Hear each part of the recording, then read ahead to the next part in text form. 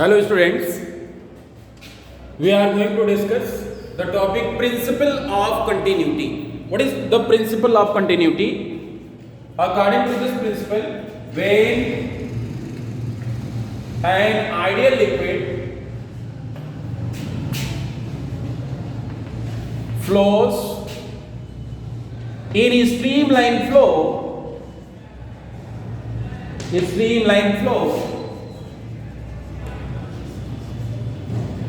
then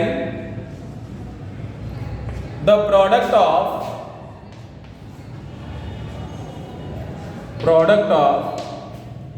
cross-sectional area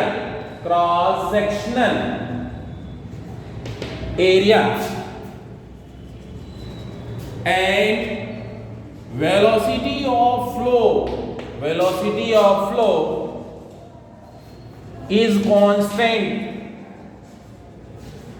at all the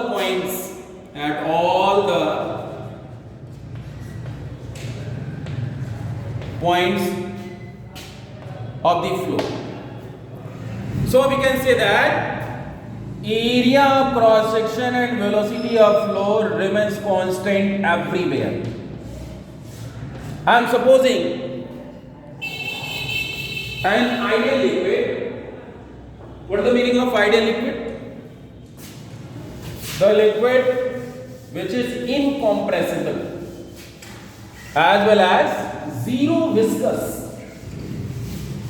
That liquid is called ideal liquid. Means an incompressible and zero viscous liquid is flowing in a streamline flow. I am supposing a tube of non-uniform cross-sectional area like this. I am supposing a tube like this. This is the tube of very cross-sectional area, non-uniform cross-sectional area. I am supposing the ends of the tube are XY and an ideal liquid is flowing in a streamline flow like this. This is the streamline flow. I am supposing the area of cross-section at end points X and Y are E1, E2. The velocity of flow are V1 and V2. So, what is the volume of liquid entering per second at X? What will be the volume of liquid entering per second? In 1 second, what will the distance traveled by liquid? That will be V1.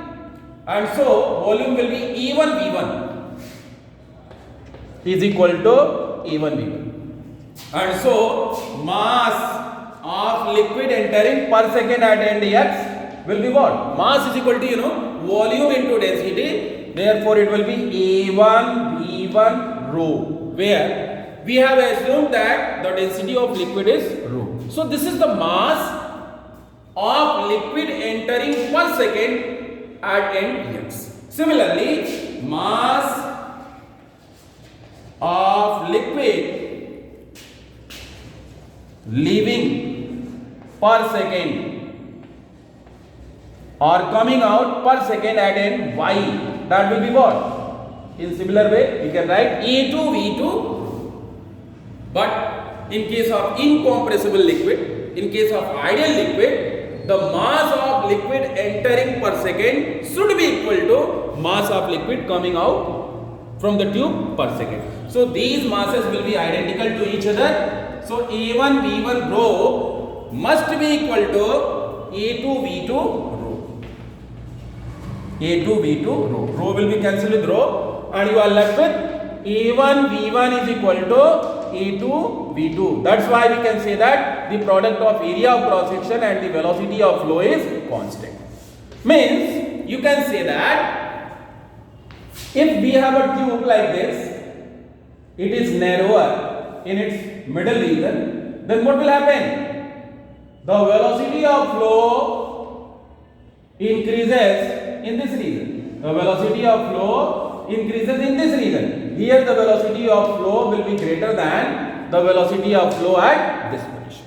This is the principle of continuity. Again I am repeating, according to the principle of continuity, when an incompressible and zero viscous liquid is flowing in a streamline flow, then the product of area of cross section and the velocity of flow remains constant everywhere within the tube. Thanks.